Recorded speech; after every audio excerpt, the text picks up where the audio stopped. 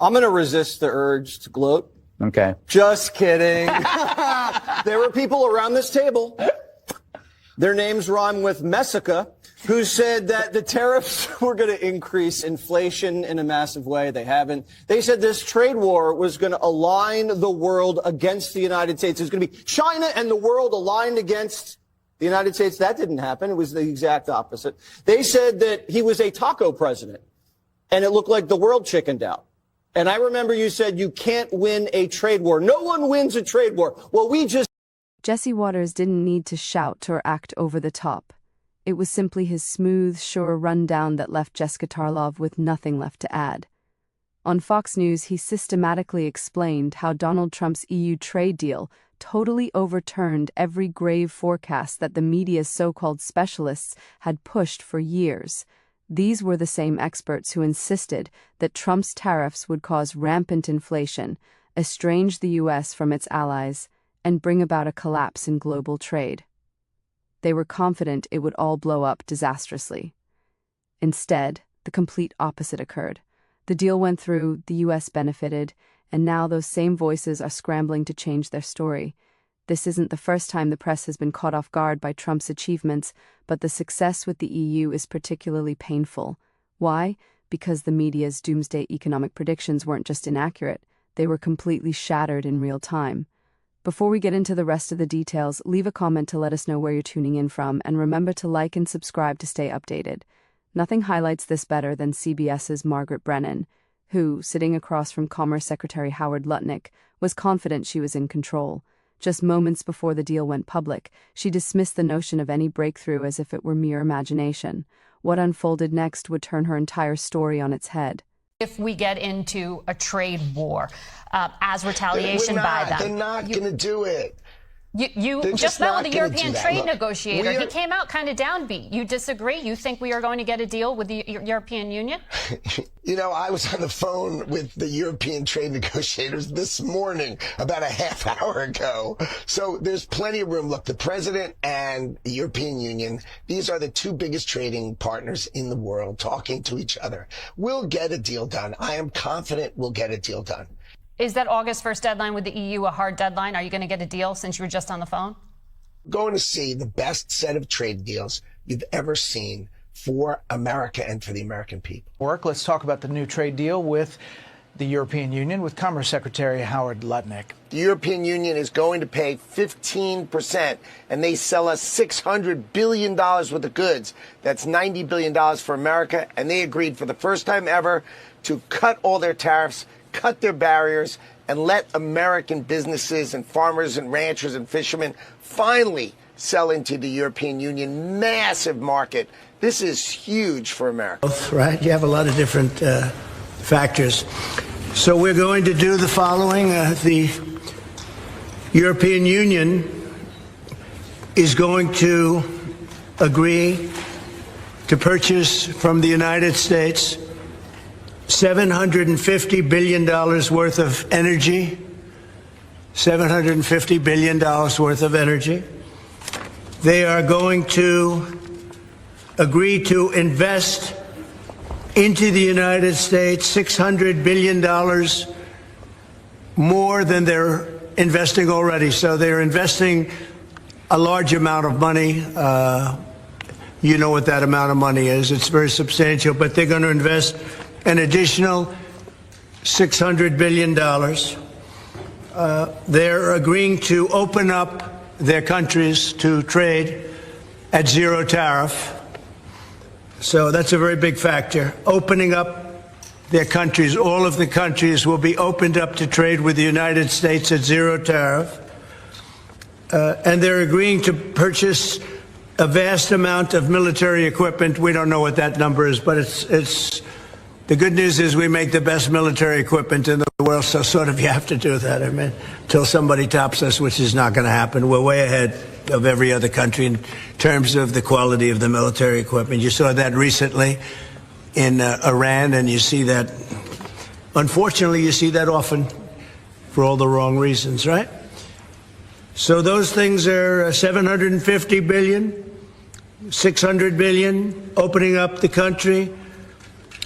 We are agreeing that the tariff straight across for automobiles and everything else will be a straight across tariff of 15%. So we have a tariff of 15%. We have the opening up of all of the European countries, which I think I could say were congratulations.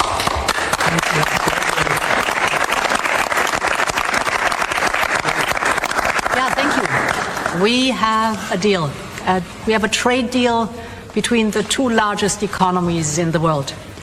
And it's a big deal. It's a huge deal. It will bring stability.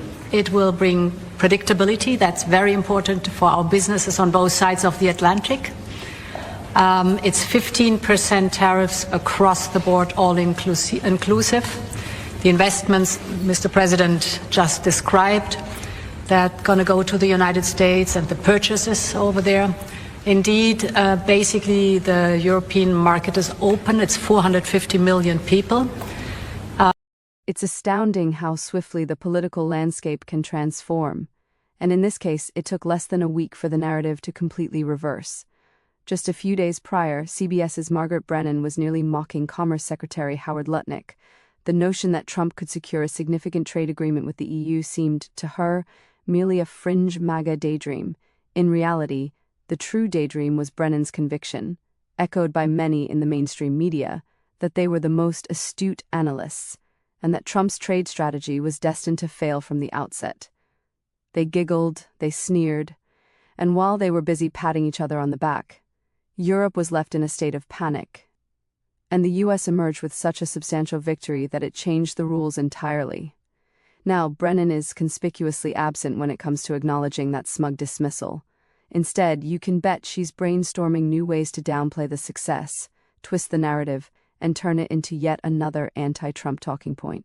Because if there's one certainty about the mainstream media, it's that true introspection rarely, if ever, makes it into their coverage. Meanwhile, Jesse Watters wasn't about to let this moment fade quietly.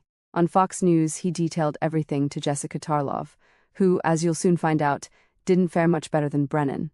We didn't give up anything with any of these negotiations with the Pacific Rim companies or the EU. We got every single country to open up their market. Every single one. So in a way, Trump actually increased free trade for us.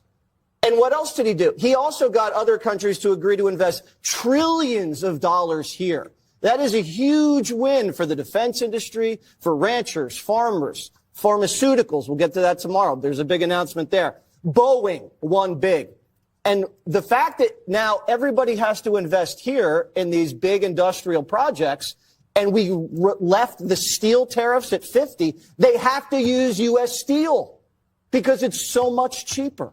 And the 15% thing is great because it's small enough where the importers here will eat the tariff and not pass on the price hike. But it's big enough, because that's what they're already doing, but it's big enough to make U.S. industry more competitive and bring in a lot of tariff revenue, which we can use to pay down the debt and send out tariff stimmy checks. So the Democrats today are not attacking this deal, are they?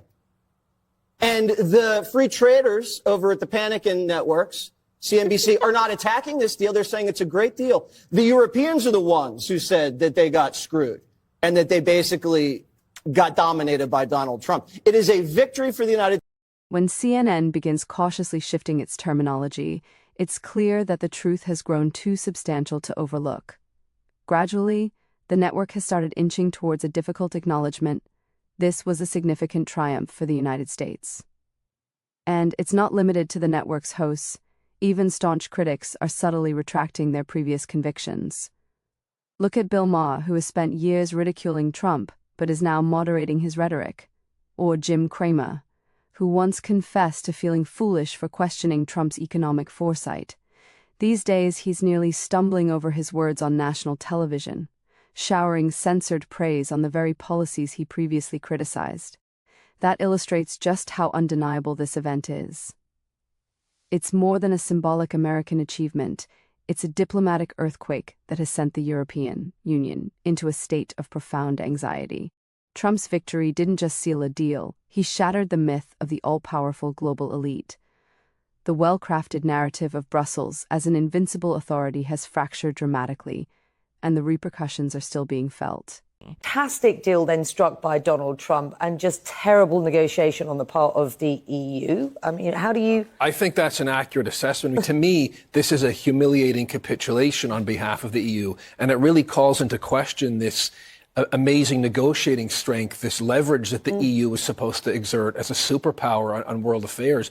It really makes you wonder, what is it actually doing for its member states if the UK can on its own get a better deal than this giant economy? So I think it's a real failure on the part of the European Commission in negotiating here.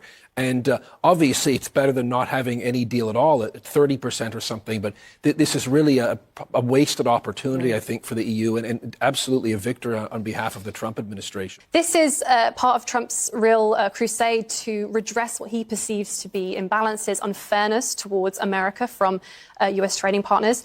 Just to give you one example, the EU, he has really has been in Trump's crosshairs for quite a while now. He has referred to the EU as being designed to screw the US, and he's called out tariffs, but also the non-tariff barriers that the EU places on the US, like a digital service tax, for example. This is what America First genuinely embodies, not just as a catchphrase, but as a concrete plan. It involves compelling the world to act justly, dismantling the antiquated systems that permitted unelected officials in Brussels to set the rules, and prioritizing the needs of the American populace. The flaws in that centralized EU hierarchy are becoming evident, and this deal has only widened them. Trump didn't just secure a trade pact, he delivered a significant blow to the very core of the globalist framework that has prevailed for generations. This is precisely why the establishment abhors him. Time and again, he demonstrates that true power arises from independent nations standing firm, not from secretive deals, not from elite consensus, and not from pacts made in secretive meetings continents away. So now the question is straightforward. Should the media finally concede they were mistaken about Trump's tariffs and entire trade approach, or will they continue acting as if this victory never occurred? I'm eager to hear your thoughts in the comments. If you liked this analysis and want more content the mainstream tends to overlook, hit that like button and subscribe so you never miss out. It genuinely helps us sustain these discussions.